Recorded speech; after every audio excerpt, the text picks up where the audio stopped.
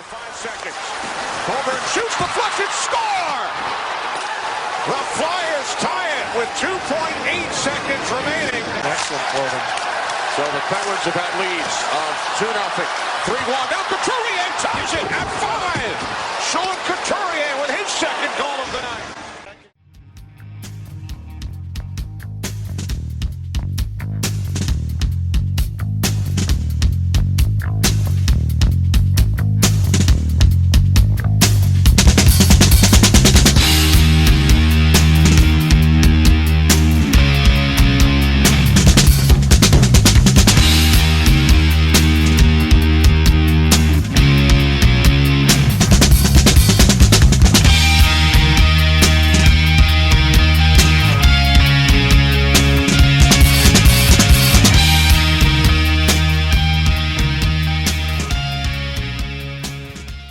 Hey everybody, it's Isaiah. Just reminding you that FlyersNittyGritty.com and the O&B Puckcast are brought to you by Summit Public Adjusters. Hey, do you have damage to your home? Not sure who to call? We suggest that you call Summit Public Adjusters before your insurance company. Dealing with your insurance company can be very stressful. Let Summit take the stress out of the claims process. From storm damage to your roof, to toilet overflows, to broken pipes and fires, Summit gets you the most money for your repairs. So next time Mother Nature leaves you in need of repairs, call Summit Public Adjusters at 215-752-0560 or visit summitpublicadjusters.com. Licensed in PA and New Jersey. And we are back. It is Isaiah. Welcome back to the O&B Puckcast, episode number 159. Brought to you by FlyersNittyGritty.com, Summit Adjusters, and of course, Jim South Street, 400 South Street in Philadelphia, PA. 40 years of the best cheesesteaks, hoagies, and fries in the grandest Philadelphia tradition. You know you got to have one. And if you live down there, but you can't make it over, no sweat. They use DoorDash. We'll get that delicious food right to your door. So remember, Jim's South Street, 400 South Street in Philadelphia, PA. And with that, let's introduce our panel. We expect that Chef B will be with us directly, but we have to welcome back an old bloke who is over in London. How's it going, the great Don Silva? It's going well, Isaiah. Cheerio. I'm just glad I've got the aircon, as it's 100 degrees over there, and it was 85 when I was there, and everyone was complaining about how hot it was. So I don't know how they're doing in 100-degree weather. They don't have much AC over there. But, yeah, I was struggling to try and find the NHL draft, finally figured out a way to watch it. And cool. Now I'm back and, ready to talk about this hockey team, I guess we'd call them. Yeah, the epic achievement that was accomplished last week. Before we get to our esteemed guest, just a reminder that the O&B Puckcast is on 12 podcast platforms where you can follow us at Twitter, at O&B Puck, at O&B Puck. And of course, you can follow us on Apple, SoundCloud, Spotify, Stitcher. And if you would leave us a 5-star review and most importantly, subscribe on YouTube, Apple, iHeart, it really helps move us up the charts when people are looking for Philadelphia Flyer podcast. And we really do appreciate that. And without any further ado, from Flyers broadcast, he's an intermission host, post-game and pre-game host, and of course, Stick to Hockey podcast. Back with us again, Jason Myrtetus. How are you, Jay? What's going on, boys? How was? Did you have a good time over in England, Danny? I had an amazing time. It was a trip for work. I work in horse racing, and we send a bunch of horse racing video over to the UK, and we bring some UK video into the United States. Nice. But so I had some good work meetings, but it was, man, I haven't been to London in 20 years. And I don't know if you guys have been there, but it was fantastic. I mean, just walking around that city, it is an incredible city. It's like Manhattan, except a lot cleaner and I think more unique buildings. Historically. Great restaurants. I really loved being there. It was a great trip, and I hadn't been out of the country in a while. So it was really nice. Yeah, I'd recommend anyone go check out London. There's a Philadelphia themed sports bar there that has legit Philly cheesesteaks. I actually didn't make it there just because I thought, if I go to London and have a Philly cheesesteak. I don't know. Maybe I'm doing something wrong. But if they were going to be open for the NHL draft, which was about midnight, I would have headed over there. But it's a great city. I had a great time. And yeah, it's good. It was fun. Yeah, super. Nice. So what was not fun in the eyes of many people was what went down last week with the Philadelphia Flyers. And Jason, I want to start with you because the Flyers had from January with a blank checkbook and apparently eyes on an aggressive retool. From January to June, they had all that time to calibrate where they would be and what they would do. And I think they landed with a big thud this past week in the backdrop of Johnny Gaudreau and all that kind of stuff. But I thought of you right away to come on because I think one of the most important concepts for you, not just professionally, but personally, is this thing called managing expectations. It's something that Bill Belichick talks about a lot, right? So I think the Flyers didn't manage expectations very well at all. And they let the messaging get away from them. And I think that made it much worse than it had to be, not getting Gaudreau and basically picking up minor players this past week. Yeah, I agree. I think that managing the message is important because expectations a lot of times are based on the message that you get. And you go back to that press conference in January with Dave Scott and Chuck Fletcher, and that's where the term aggressive retool was introduced to this Flyers fan base and where the open checkbook, the blank check thing came from. Now, we all know, if you have any kind of clue, you know that the blank check thing does not apply to players because there is a salary cap. That was basically, hey, I'm going to give him every resource. I'm going to give Chuck and the hockey operations every resource, every person they need, expanding analytics department, whatever it is, because you can't go open checkbook. A lot of people think open checkbook, like when John Middleton said it and said stupid money. That's different. Baseball doesn't have a hard salary cap. The NHL obviously does. So, but, managing expectations, I thought Chuck Fletcher finally landed on the right word that they should have used all along in his post free agency press conference when he used the word stabilization. That should have been the word from the jump. And because the word aggressive retool was out there, and I know you know this, Isaiah, I said it a lot. I probably tweeted it a lot. Don't listen to what general managers say. Just don't do it. They're in the business of deception. How many times have we seen a GM come out and go, my head coach is my guy. He's great. He's not on the hot seat at all. And a day and a half later at lunchtime, you get an email saying that coach has been fired. You go by their actions, not by their words. But they did do a poor job here because, even in that press conference, Chuck still alluded to the fact that they have been aggressive. So I would have dropped the whole aggressive retool thing narrative quickly. But the reason, there were elements, I thought, of aggressive retool, trading 3 picks over 3 different draft years to get Tony DeAngelo, making some of the moves that they did make. But, the ultimate aggressive retool move was Johnny Gaudreau. And I was really taken back by what Friedge had to say on 32 Thoughts. He said that I was chicken-footed, I think is the word he used. I guess it's different in Canada. But he said I was basically too chicken to report what I had heard, that the Flyers were never in on Johnny Gaudreau. And he said, it's the Flyers and it's Johnny Gaudreau. They always find a way. And we've been conditioned that way, that whenever there was a shiny toy out there, even post-salary cap implementation in the NHL, that the Flyers are a team that's going to be in the mix. They weren't here. And I think it's the right move to not be in the mix. And as Friedge referred to it, they were 40 points out of a playoff spot. Is the smartest thing to do with that huge question mark of Ryan Ellis? The smartest thing to do, go out there and spend 7 times 9.8 on a 29-year-old winger. He's a great player. He is. And I got caught up in it too. And I wanted to, because I want to watch Johnny Gaudreau every night, Like I want to watch a dynamic, very now player in the NHL that's had 115 points and was plus 60 this year for Daryl Sutter, right? So but I was never in favor of a deal for a 29-year-old winger at this point because of where they are. So I'm happy with where they landed in regards to Gaudreau, but there's huge question marks. I don't understand the DeAngelo thing.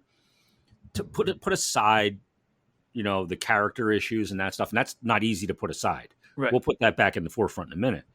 But put that aside, from a hockey fit, I just wonder how it fits because he's not a top pairing guy.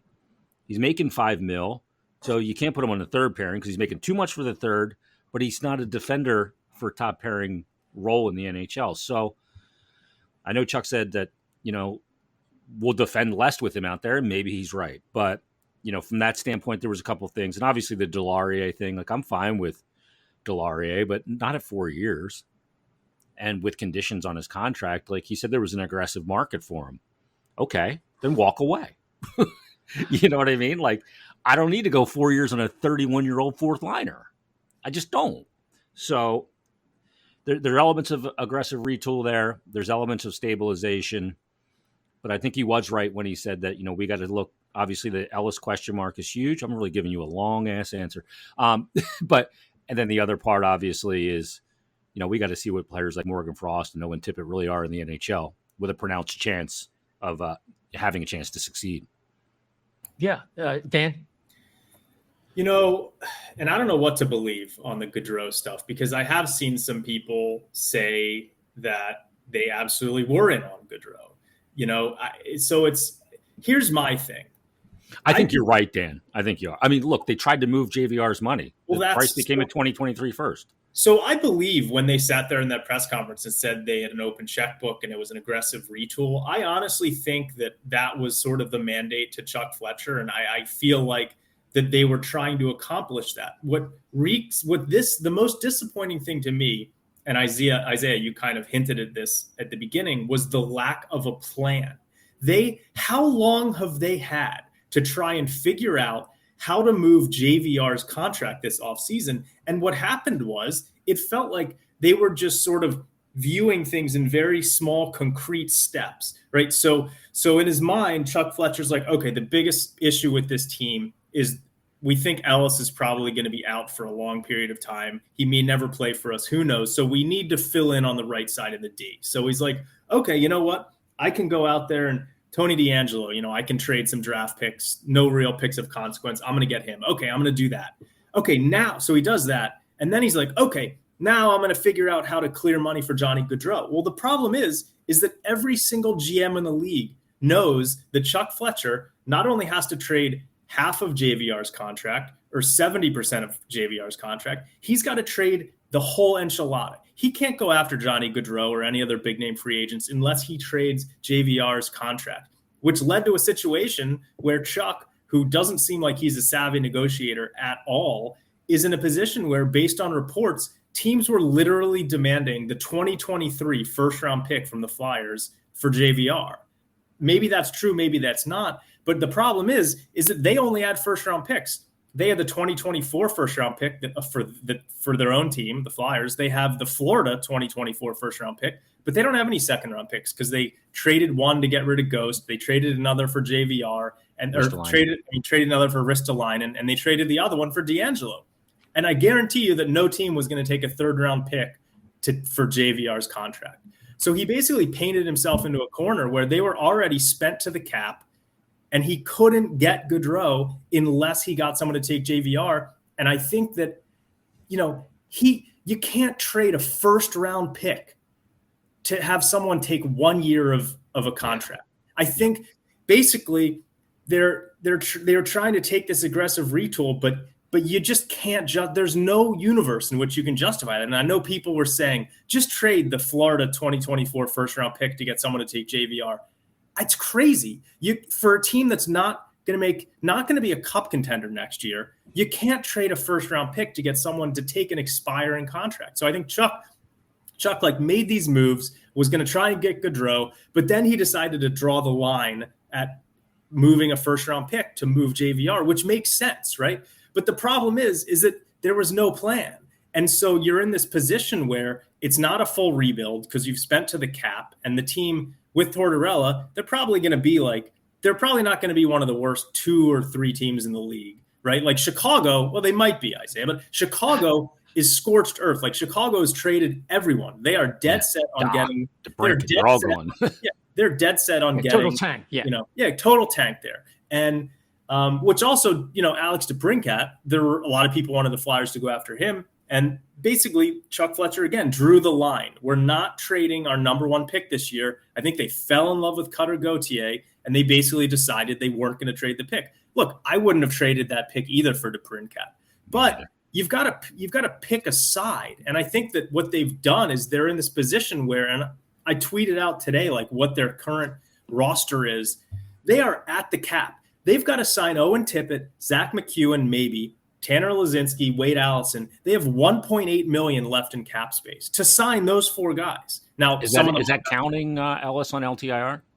It's not. So we're assuming that can't count that. Yeah. Yeah, we're assuming that Ellis is going to go on LTIR. But basically, they're right now, I think they're second highest cap in the league, like second highest money towards the cap in the league, and they're one of the bottom 5 teams in the league. It's unbelievable. And as Jason mentioned with D'Angelo, like Ivan Provorov has been really good for a few stretches. One was when Matt Niskanen was with him the entire season. Very solid in his own zone, reliable defenseman.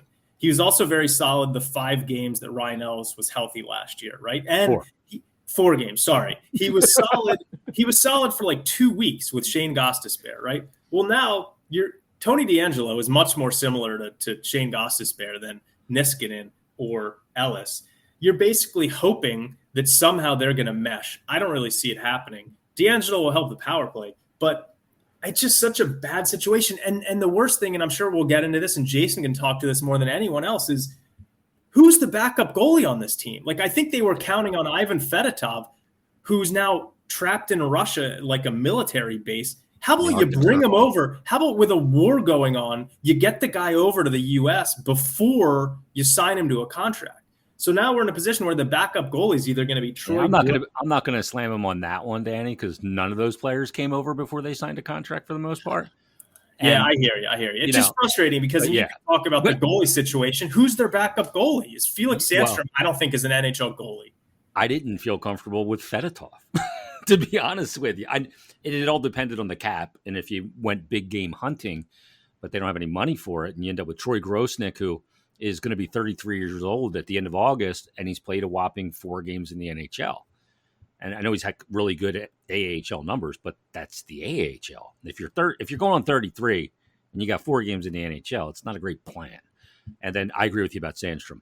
He's shown flashes. We've seen very little. The sample size is tiny, minute, to be able to go into a season banking on that. Totally agree with you.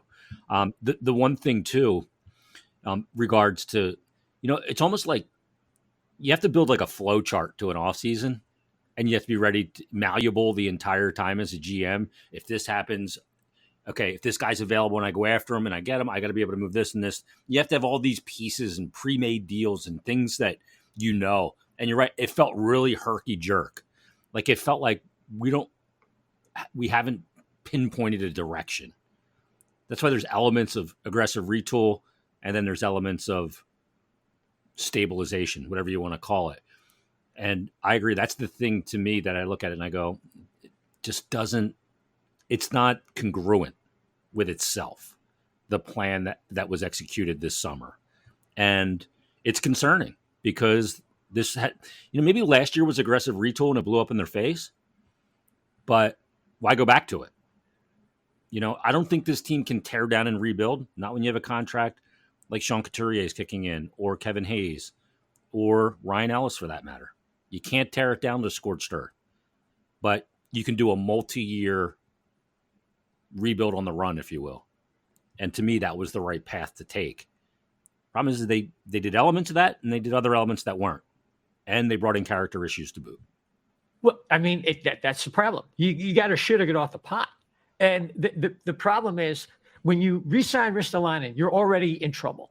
See, the problem with Chuck Fletcher, who was given a vote of confidence in January, and he told the people at the press conference that he deserves the right to try to work through this, retool this, and get this thing going.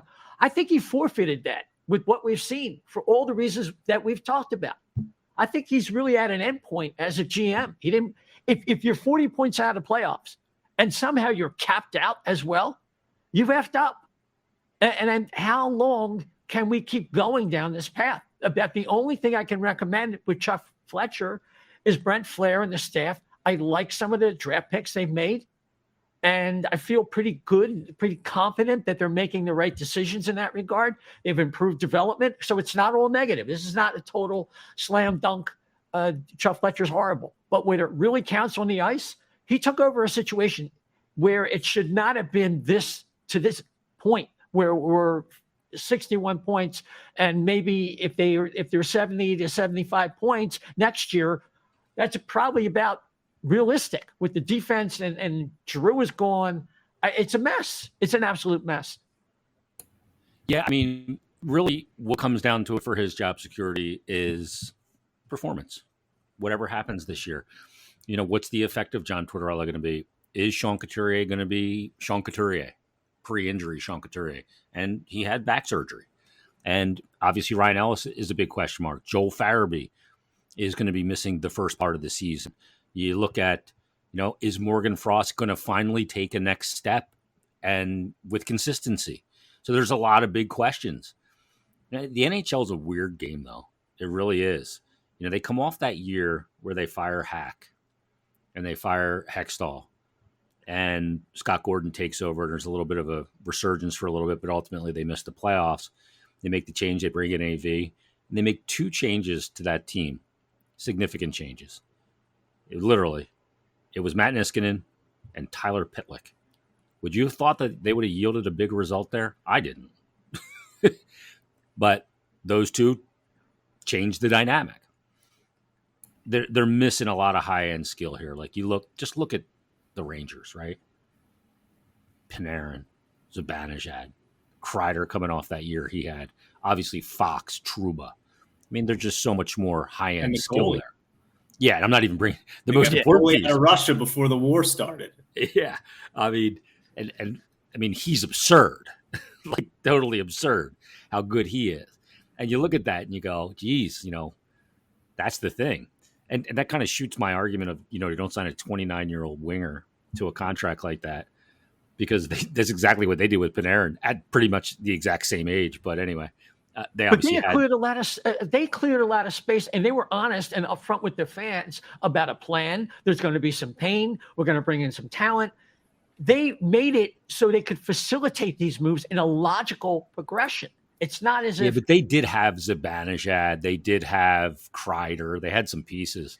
Right. So it's a little bit different. But, no, I mean, they moved off, obviously, McDonough. They moved off some pretty substantial pieces, and they were able to get value for them. The problem for the Flyers is anything that they would consider moving doesn't have as much value right now because they're coming off a 61-point season, right? Or they're coming off an injury. It's you're never going to get any value in return coming off significant injury or poor year and, a team that ended up with 61 points. Yeah, Dan? I don't know how Fletcher's managed to do this, and maybe I'm wrong about this, but it just feels like other GMs in the league don't give him as much from a trade perspective as they do other GMs. I don't know. It's and he was obviously Giroux only had one team that he was willing to go to. So, they didn't get the value they should have gotten for him. But you did get a number 1 draft. You got a number 1 pick in 2024, albeit.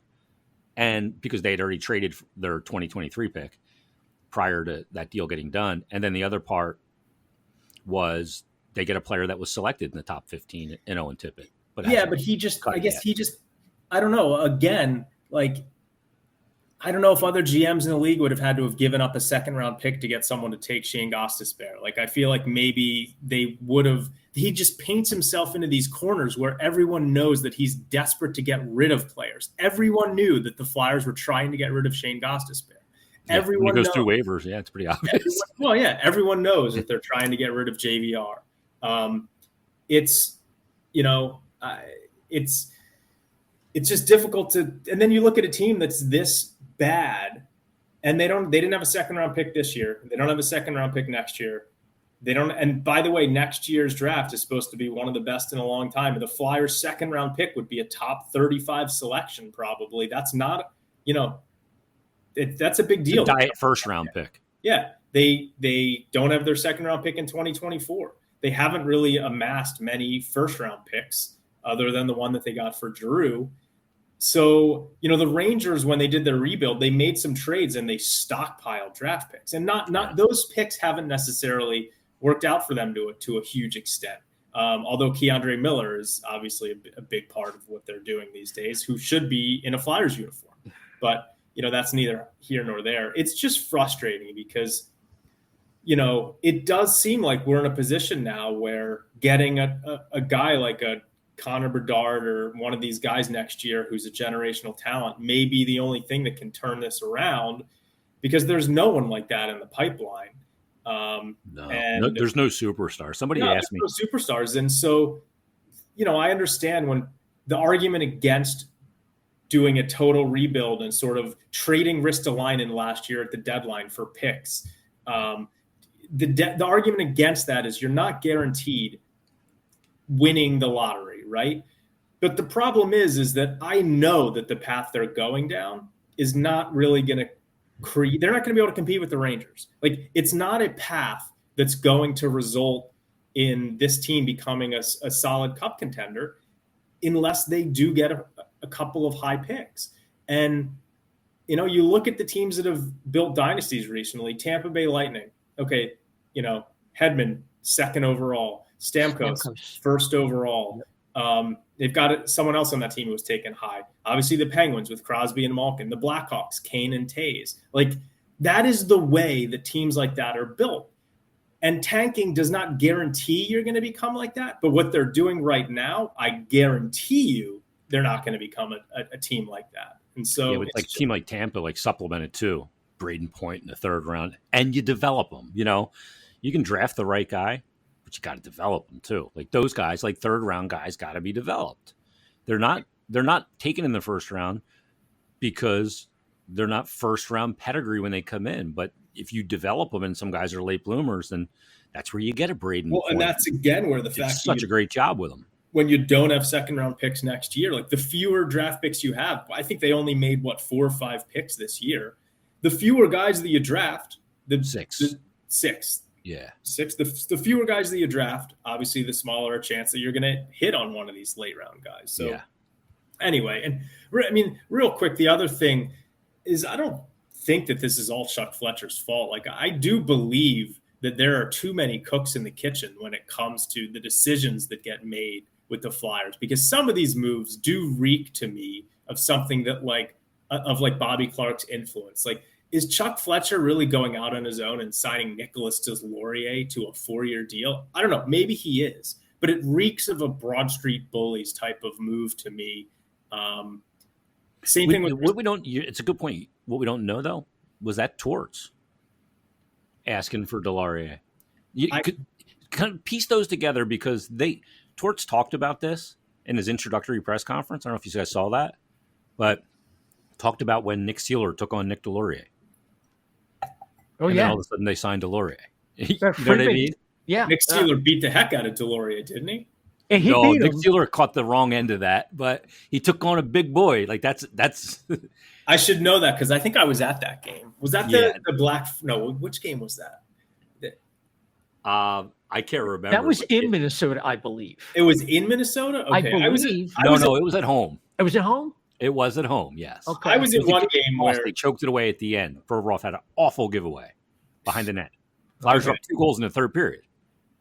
Yeah, I was at one game where I think Sealer got a standing ovation for a fight when he was going to the penalty box. But yeah, well, Elliot Friedman and Jeff Marek were talking about how that was like a really important moment for the Flyers and Nick Sealer, and what an impression that made upon him. And I'm thinking to myself, well, is this an expansion franchise? I mean, what the heck? What is the big deal?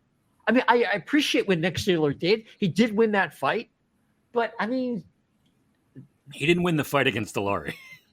I thought he did. He got in a fight earlier in the season with a big boy. It was the guy from Dallas, was it? Alexiak? Was he on Seattle? Or maybe it was, I don't know. Yeah. Was it Jamie Alexiak? He fought that albatross too, that huge dude. I've tried that was McEwen. No, that was him. Yeah. Regardless of what the outcome was, the fact that those two guys, national guys, made a big deal about that, the Flyers thought that was a big deal. Obviously, now we're talking about culture and identity. I'm not totally in the dark about why they did. Was it the team has had no identity, and we talk about last show. Danny Briere mentioned that on NHL Network. It had a lot to do with framing why they drafted the guys they did, with a certain kind of swagger. They mentioned D'Angelo like that, where it makes it more acceptable. Look, if the guys take up a little air in the room more than usual, it's okay because this team really needs some, and that's fine. But man, these are such small, little victories, such low-hanging fruit. I mean, can we aim a little higher in terms of, something else? Yeah, but the thing is, Isaiah, it's not the time to aim higher right now. It's time to get more fiscally responsible with your cap and look ahead at free agent classes and drafts and go, hey, if we have an improvement this year and, we're still not a playoff team, but hey, we're still in the lottery. Or, hey, if we have an improvement this year, if we don't, we have injuries again and we're really bad, then we're in this Bedard and, this sweepstakes for two. It's not just Bedard. There's more than Bedard in this. I mean, the first five picks in this draft, they're saying. Chile, Mishkov. Yeah, they'll get and, one of those a year from now, it might be 5 or 6 guys. Yeah. Yeah, there's no doubt.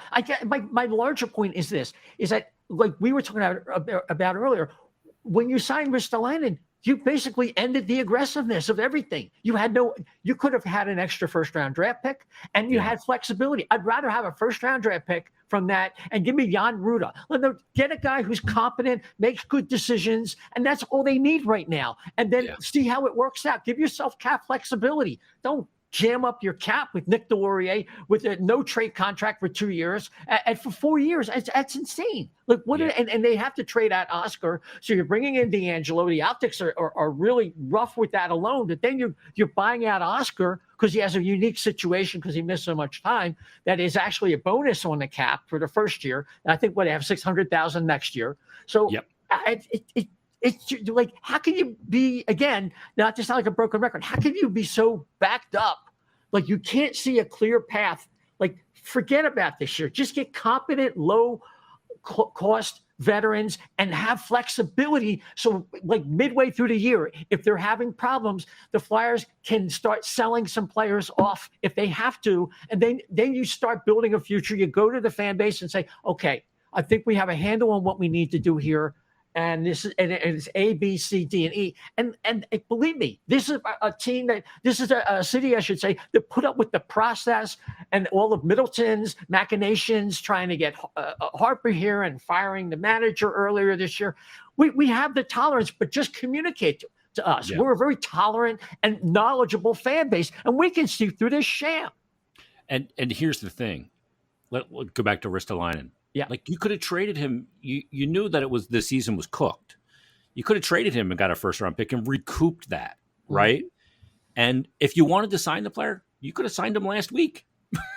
If you traded him, doesn't mean you couldn't sign him again. Could have signed him. So it seems to me, like, Danny, I think you'll agree with this. To me, the biggest issue, and when Chuck got the job, there was a lot of asset. I always called it organizational equity.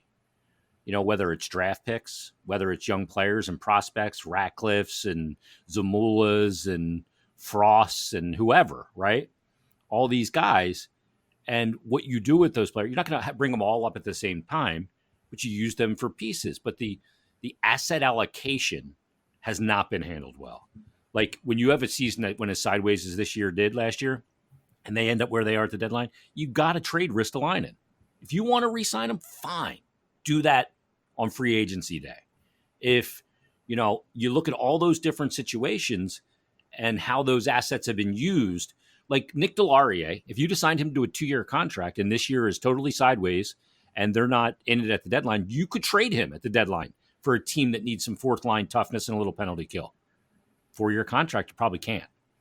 Right? And he's got a modified no trade clause too. Yeah. Well, it's 20 teams he can be traded to, but right. But so he can be traded, and you could find, and look, some players just put that in there because they don't want to go to Canadian teams, because of the tax situation. But you could have traded him if it was a 2-year deal. It's not. It's 4. So no team's going to take that contract. Maybe you get a 3rd-round pick for him, right? I mean, but you look at a player like JVR, if they keep him, he'll be a deadline move. But what are you going to get? You're not going to get any grand return for him. You look at a player like even Tony DeAngelo. Maybe he's a deadline move. I don't know. But you needed to do more than you shouldn't have been doing things to tie yourself into term beyond a year or two into anything. And even at 1.75 for Deslauriers. Like, I don't mind the number. Right. I just don't like the term because it's not movable. So the controlling of the assets and how they've been used to me has been the most frustrating and mind flummoxing part of all of it. Really, when I look at the whole thing.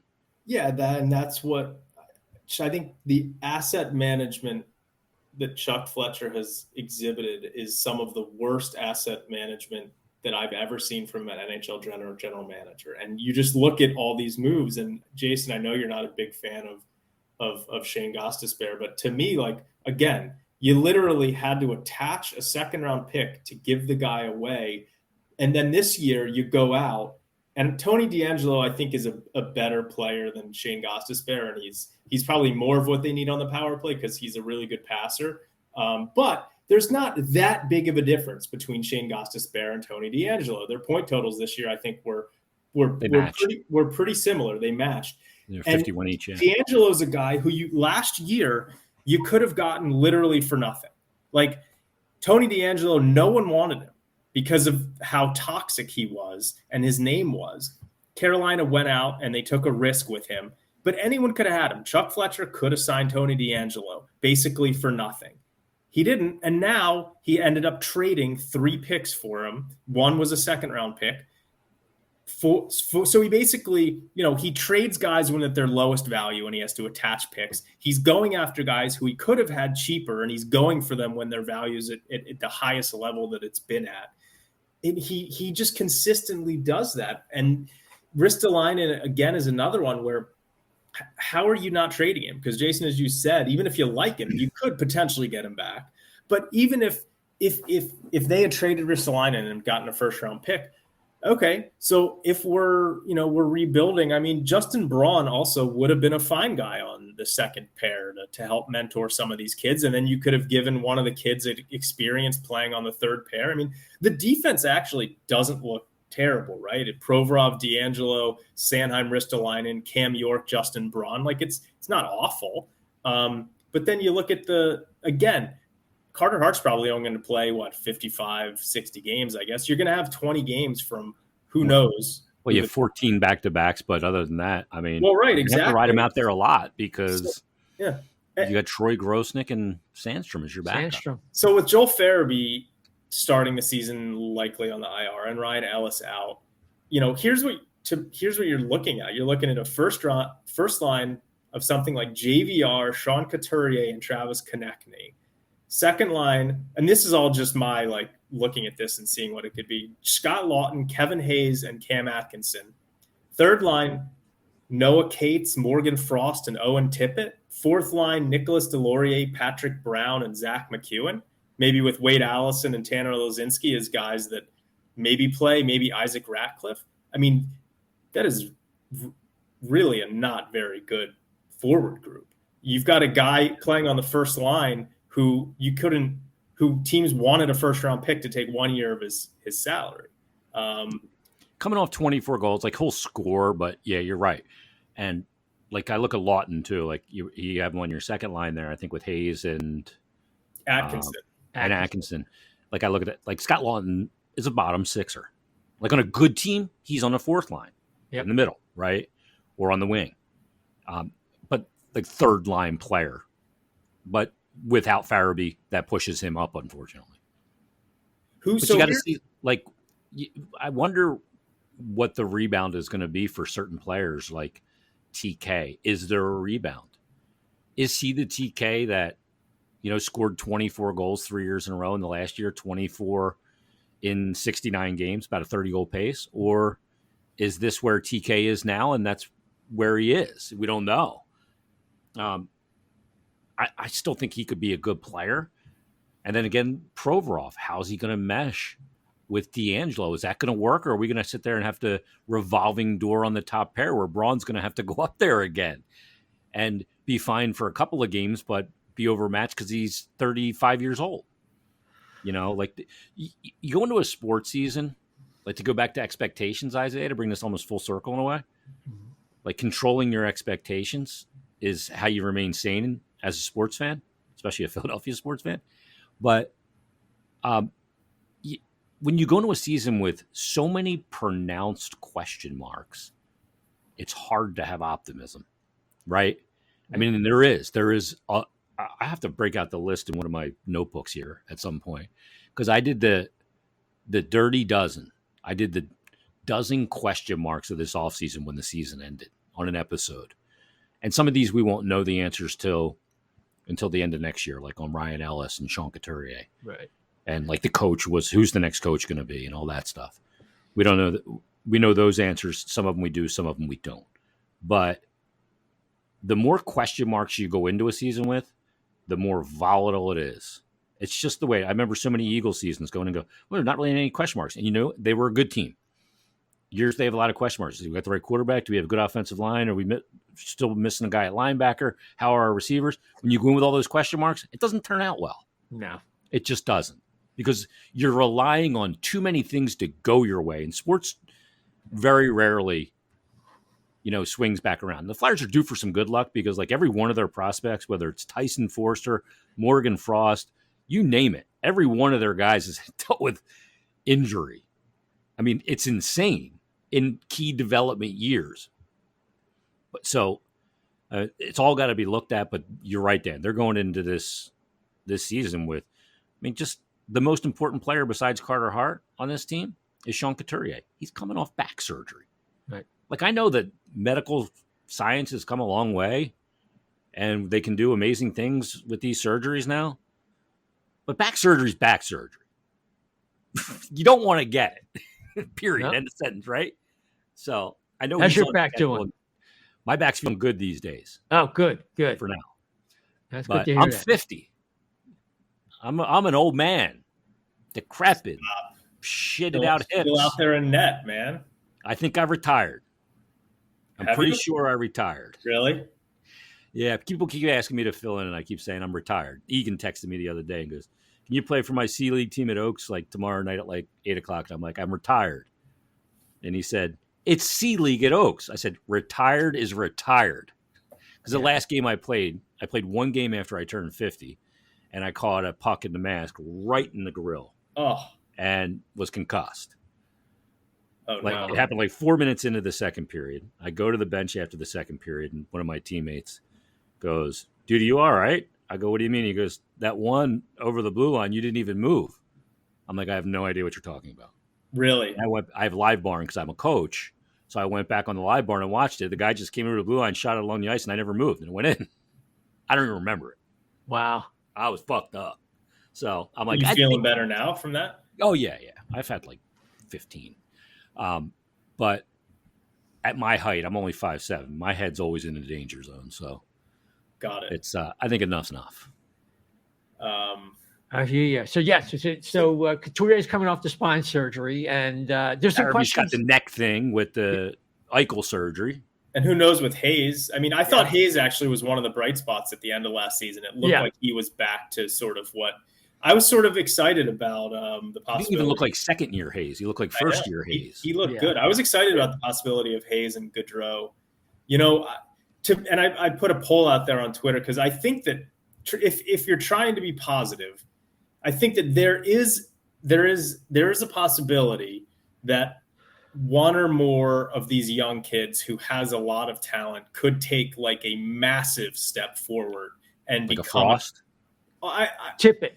So Frost, Tippett, and Cam York to me are all guys that the potential is there. I'm not saying it's going to happen, but Morgan Frost could, if the light turns on and maybe Tortorella and him work together, he does have the talent to become a really good NHL scorer. Owen Tippett's the same thing. I mean, how many scoring chances was that guy getting last year? He has the opportunity to become a really good NHL player. And Cam York, it's tougher as a defenseman, and he's probably not going to be getting his big minutes. But, he's got a lot of talent too. For Frost and York, they need to be more assertive. And Tippett, I think, just needs to get his offensive confidence up. But those three guys, he looks like it's confidence, doesn't it? Yeah, it does. It looks like finishing confidence. So those three guys, I feel like, have a potential to have a really good breakout season. And we know that Noah Cates is going to bring. I mean, he's a really good hockey player. He's going to be a third line player for this team for a long time to come. So those guys, I think, are kill penalties. Yeah, exactly. So those, I'm excited. Never going to hurt you. Never going to wow you, but never going to hurt you. I haven't given up on Isaac Ratcliffe, becoming the legitimate NHL player. So I'm just hoping one of those guys maybe takes a big step forward. The other guy who was their best defenseman last year, who I think there's another level to, is Travis Sanhein. I think a contract year. He has the potential, quite honestly, to be one of the better defensemen in the league. I firmly believe that. And this is going back to his junior days. I watched a lot of his games in junior, and it was always sort of, you could tell the potential was there. And I think maybe he's a guy that could get to another level too. And you got the ultimate motivation of the contract year up against unrestricted free agency. You see some Jonas Brodin in Sanheim's game?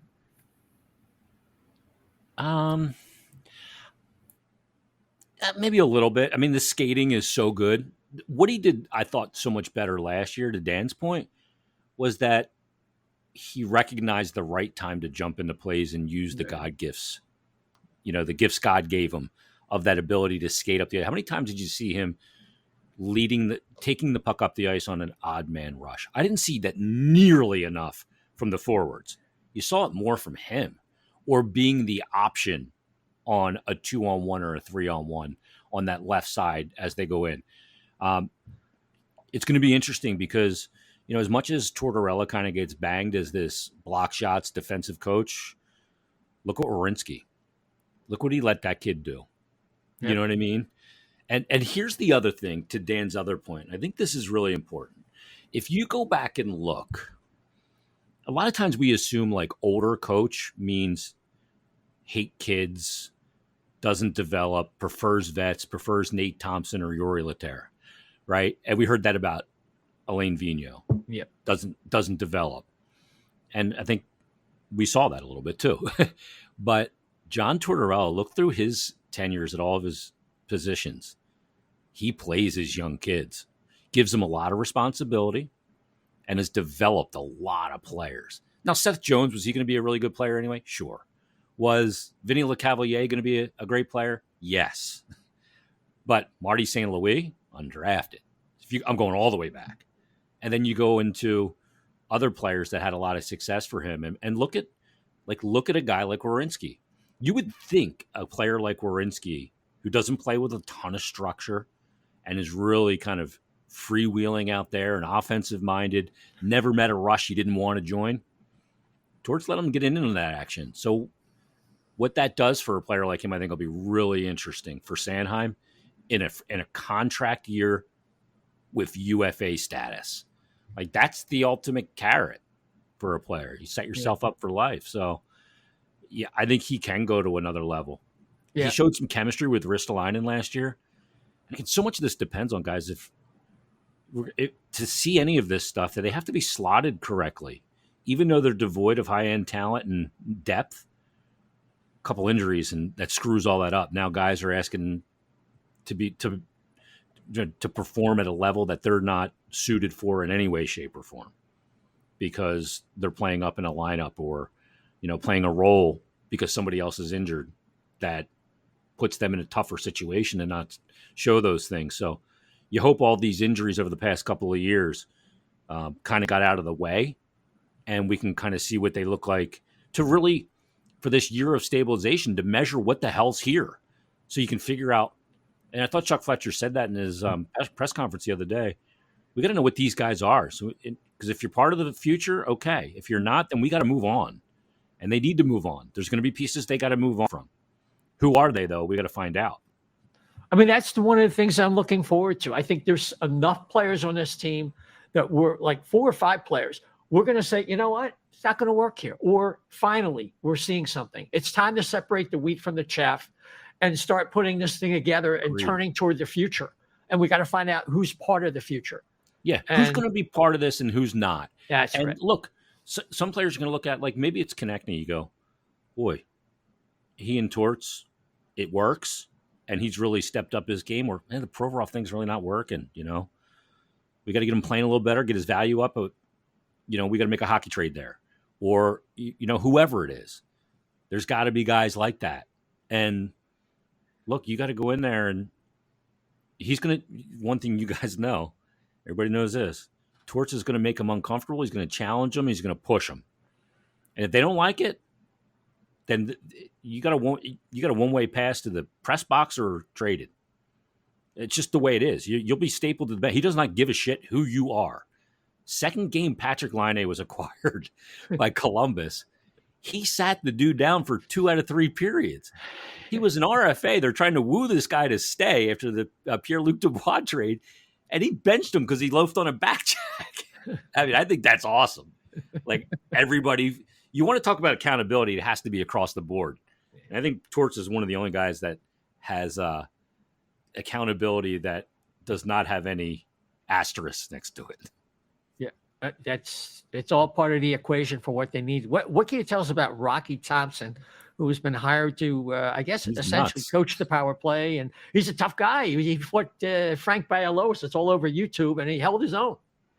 I fought Frank Bialowas too, and I did not hold my own. I fought him at a charity. That was a dumb thing for me to do. I don't know if you guys knew who Eric Ty is. He's a local guy that played hockey here growing up. Remember the TV show That's Incredible? Yeah. He was on the show That's Incredible. And I played against Eric growing up. He went to Archbishop Wood. And his one arm, he only has an arm down to his elbow. And he puts the butt end of the stick right in there, and that's how he plays. He was a really good player. And he runs this charity thing, and Frankie goes after him in the charity. I'm like, you're going after a guy who's got one arm. So I went into for Eric's defense, and I got the shit kicked out of me by the animal. He pulled the jersey over the head, mask was off. Last time I do that. Good story, though. Yeah. Did you get one of your 15 concussions during that fight? No, he didn't get me that good. Well, I was like talking shit with him on the radio the week before. I said, if you can skate from one goal line to the other goal line without falling, I'll be impressed. So he was coming after me no matter what.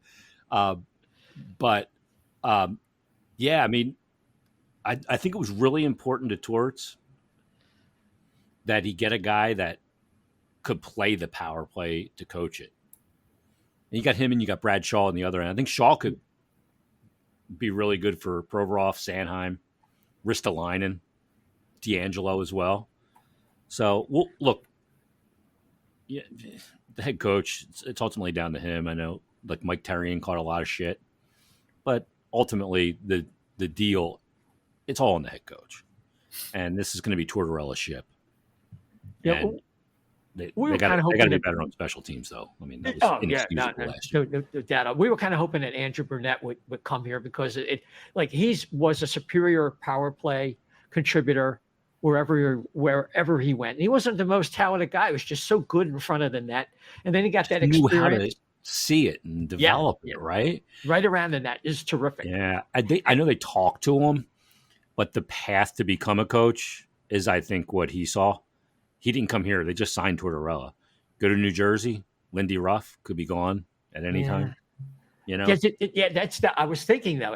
It's like if Tortorella says he's already in his last dance, and who knows, depending on how well that goes, Burnett would be someone who could have been groomed. But, hey, look, that ship has sailed. Yeah. Rocky Thompson. He's been named an associate head coach with the Devils, too, which I think is it's a weird thing, I think, a lot of times. It's like it's obvious who the next guy is.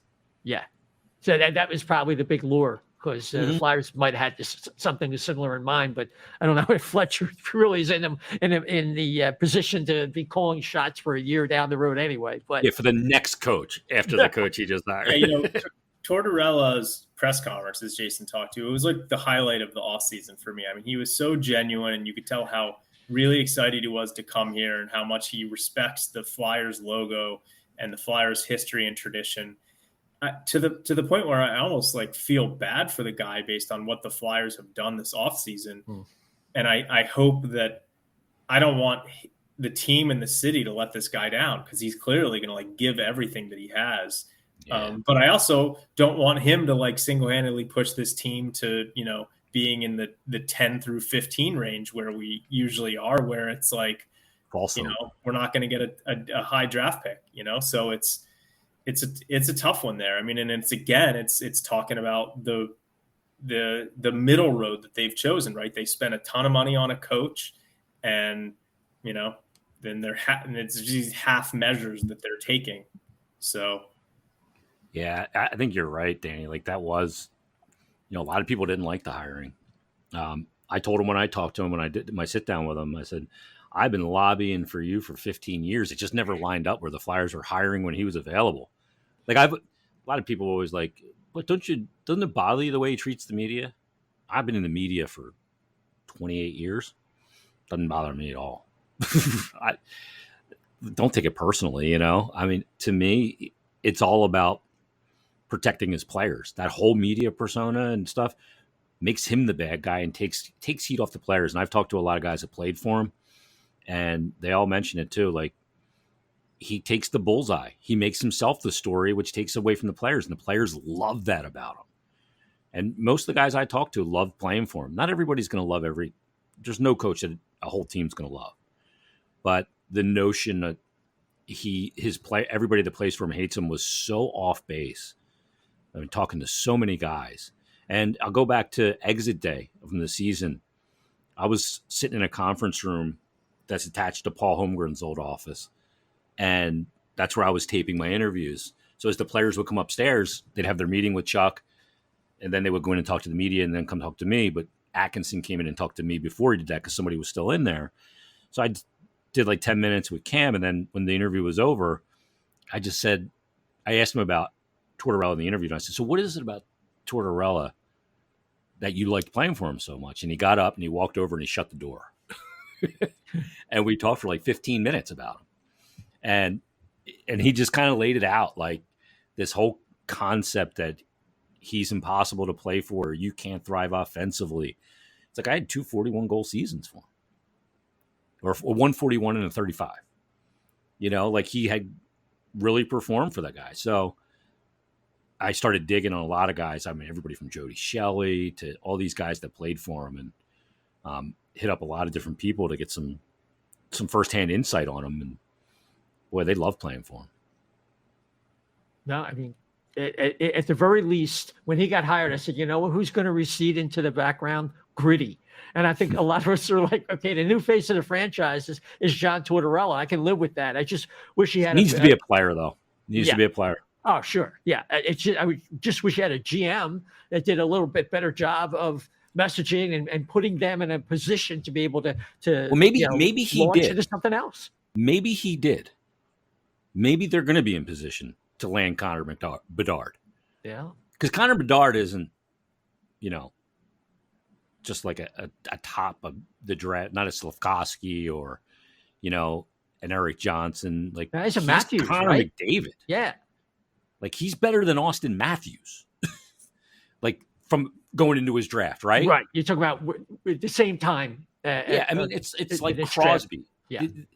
And think about this. Like, Danny, when Pittsburgh drafted Crosby, they've been front page Pittsburgh Post-Gazette worthy from the day he was drafted to now, 16 years later, front page news still because Crosby. 17. And that's why why the Blackhawks are getting rid of everyone good on their team. I mean, if Chuck Fletcher's put the Flyers in a position to get Bedard, it's not on purpose.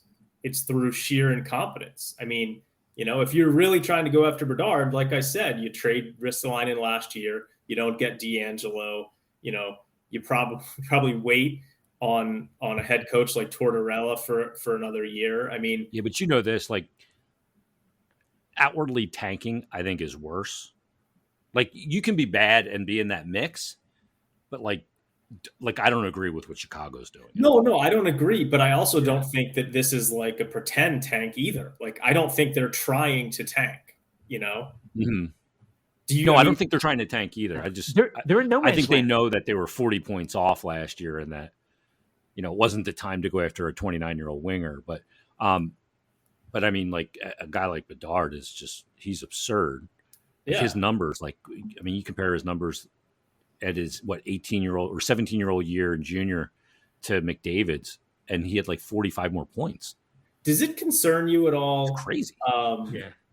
In terms, and this is just when we're comparing him to guys like generational talents like McDavid and maybe, and Crosby and Matthews. And Crosby's not that tall of a guy, but I think Connor Bedard's 5'8". Do you think that a generational talent who transcends the game can be that small? Undersized. It's something that, like, when we first started hearing about him a couple of years ago, I was like, ooh, he's kind of small though. In today's NHL, though, Dan, I don't know.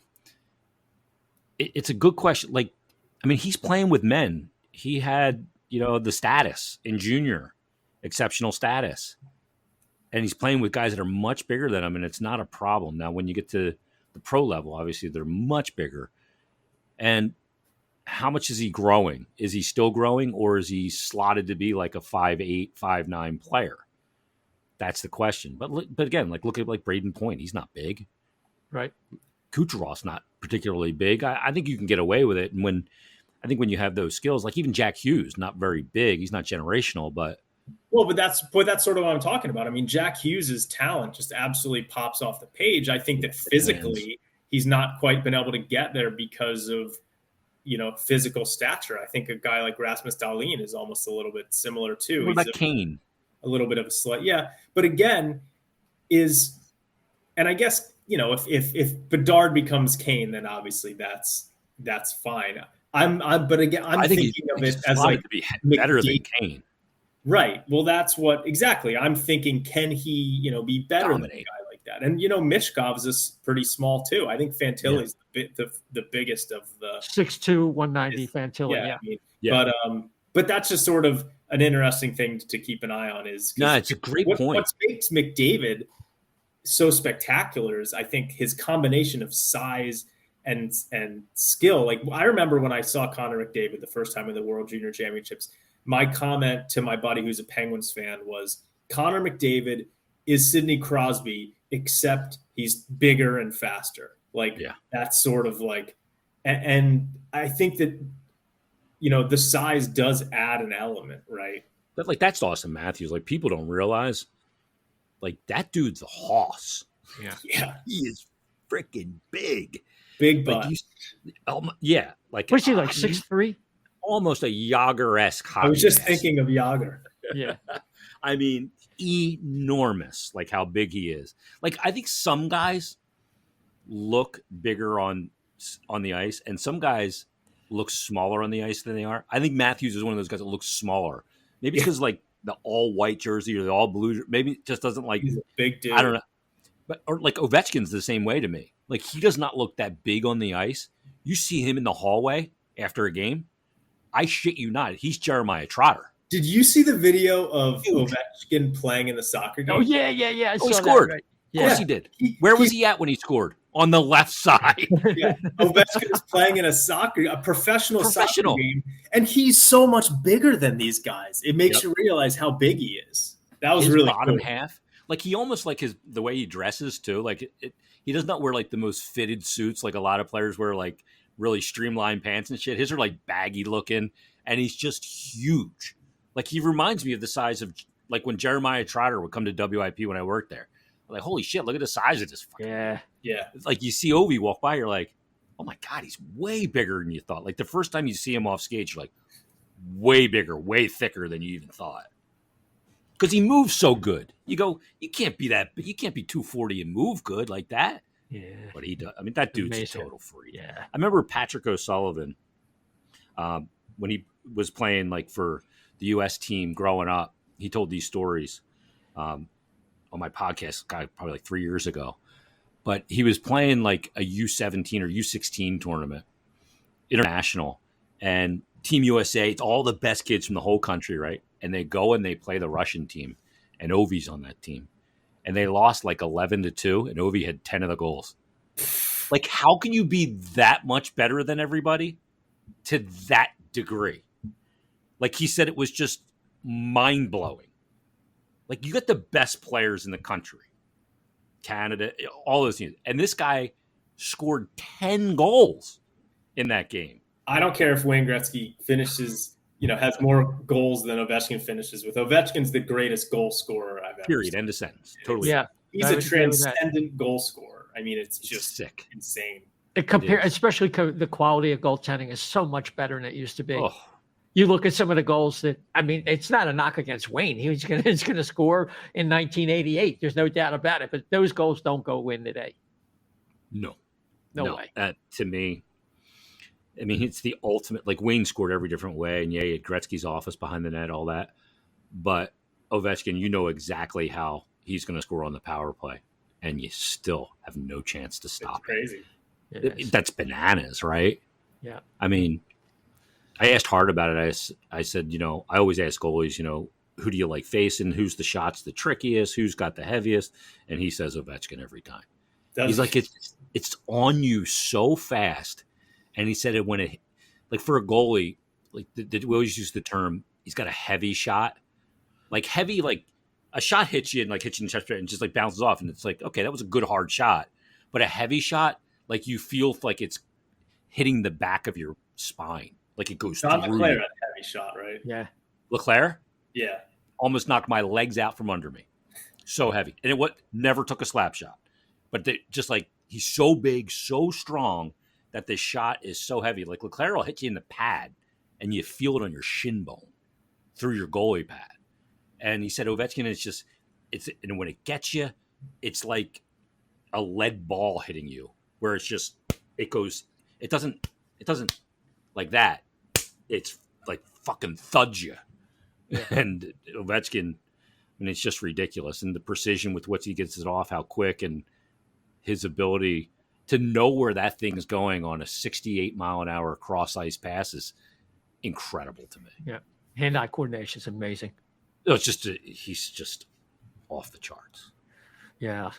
So, Jace, is last thing for me. Is Chuck Fletcher in his last year as GM for the Flyers, do you think? It's impossible to answer because there's some really key components that we don't know. One is we don't know what the coach wanted. Two, we don't know what ownership has dictated.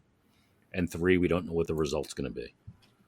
If the result is it's a really bad year again, yeah, he's gone.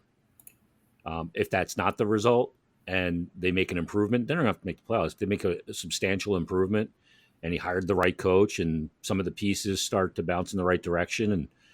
And here's what I know, you won't be able to use injuries as an excuse. None of that stuff will matter. If the result's bad, then yeah, it'll be over.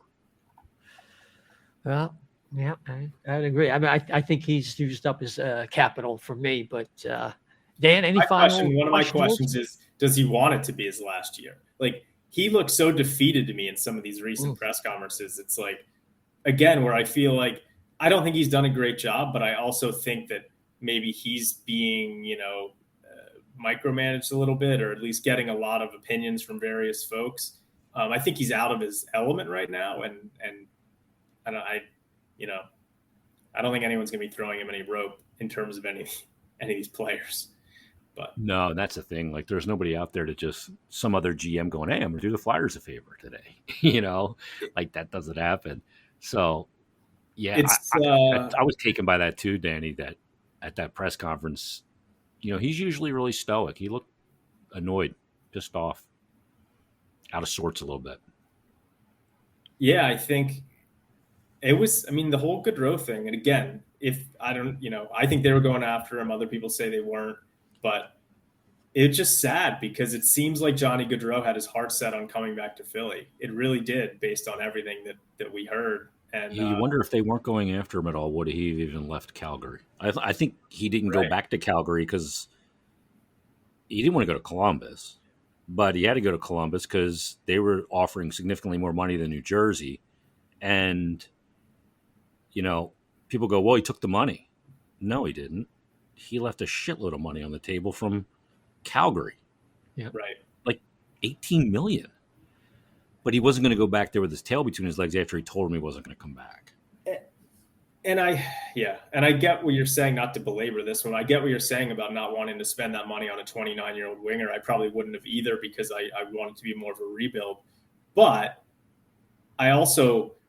if they're not going to spend that money on him, where are they going to spend that money? They're a free agent next year who's not going to be Johnny Gaudreau. I don't know. It seems like you had a guy who is a pretty big star who wanted to play here, who would have energized the fan base.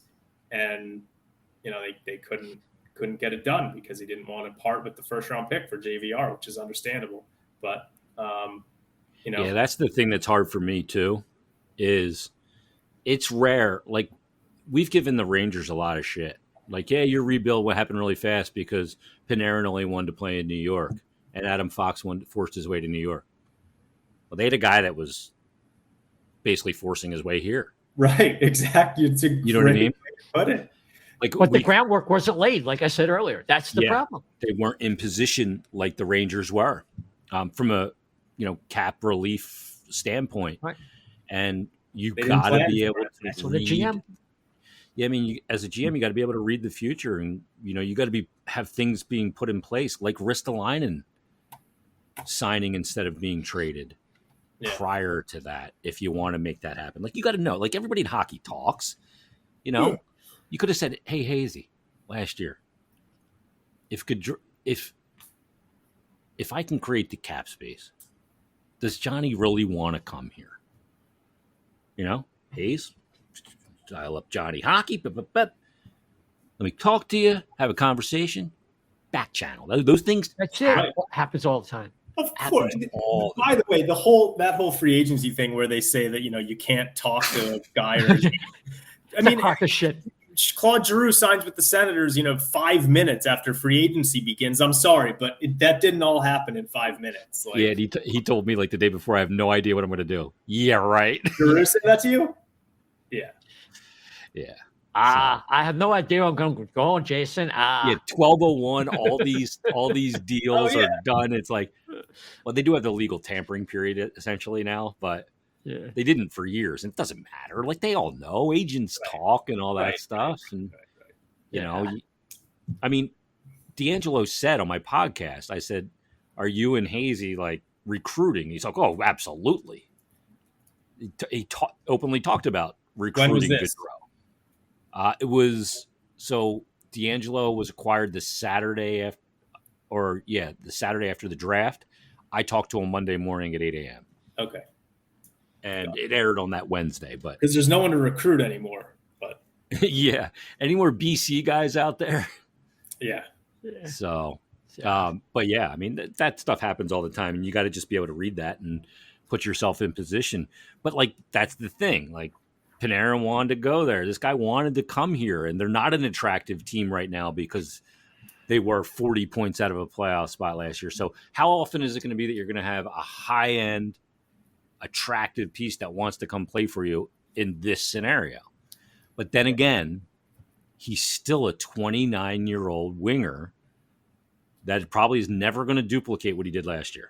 Yeah, and you're just digging the same old hole. It's like this team needs a dynamic center. They need 2 defensemen and then another scoring winger to either emerge or be acquired or drafted. There's a lot of work. Yeah. And look, we talked about Torts developing players. Big job of Torts here too, frankly, is to be able to get players that have been in the NHL for a while back on track. Yep. That's TK. That's Provorov. If they can get them back on track, then things obviously look a little bit different. But if they don't, then you're searching for more answers once again, and the question marks continue. Yeah, absolutely. And with that, Jason, we're going to wrap her up for tonight. I mean, it's just another terrific discussion. Appreciate you taking the time out for tonight. So what's your schedule this summer now? What with the podcast and everything? We're still doing Flyers Daily Monday, Wednesday, and Friday. I think we might go to 2 days a week at some point. I'm hoping, because I can't just can't keep just talking about the same thing over and over again. But we'll get back to full time in September. Probably September 1st. We'll go to 5 days a week, and when the season starts, we go to 7. We're still doing Stick to Hockey live. We do that 1 day a week in the off season. And other than that, I'm just chilling, doing my F1 podcast and chilling for the summer. Cool. Going to the pool with the kids. Nice. You deserve it. Thanks again. Appreciate it, man. Anytime, guys. Thanks. I appreciate it. And we'll see what happens this year. It'll be interesting, maybe for all the wrong reasons, but we'll see. Yep. Yeah, thanks, Jason. Take care, man. See you guys. See you. Well, Dan, I think we got most of what we wanted to talk about out there for the people to listen to. And any final thoughts? It's going to be our last show probably for about 2-3 weeks. And final thoughts. I'm having regrets about re-upping on my season tickets is one of my regrets. I could have used that money elsewhere probably, because I'm going to have a heck of a time trying to sell these tickets. Is one of my, since I live down in DC, I have to kind of sell all of them. Last year I actually made a profit on selling them, but I think there was some more excitement going into the season last year. So, it's just, it's depressing. It's hard to get optimism. Like I said, one of the things I'm excited to see is if one of these young kids can take a major step up, right? That's kind of what I'm hoping. But other than that, it's tough. Because I do, at this point, I'm like, all right, let's see if we can get one of these top players in next year's draft. But, who knows? I hear you, man. So people can follow you at dsilver88 on Twitter. Correct. At dsilver88 on Twitter. That's where you can find me. Terrific. And of course, Chef couldn't make it. Chef is out there helping the folks with some home damage, property damage. That's what he does for Summit Adjusters. And you can check him out on Twitter at Chef to the left B. That's Chef, the number 2, the left, capital B. And you'll get in touch with Chef there. And of course, I'm Isaiah, ISAIAH _520. Isaiah, don't forget the _520 if you want to see my crazy stuff that I put out there on Twitter. Just, as we kind of wrap, we're kind of into season number 6 of our podcast, but I think it's a good time now. We're going to take a little bit of a break. I just want to thank everybody on behalf of myself and Dan and Chef for checking us out this season. It's been our best year yet. Our listenership has really steadied out at a great number of subscribers and downloads and things. We really appreciate that you subscribe to the show, and you folks have been so loyal to us. And we're just going to keep trying to improve what we do and have more great guests and great conversation. So everybody, until the next time we meet, for Dan and Chef, this is Isaiah saying, take care.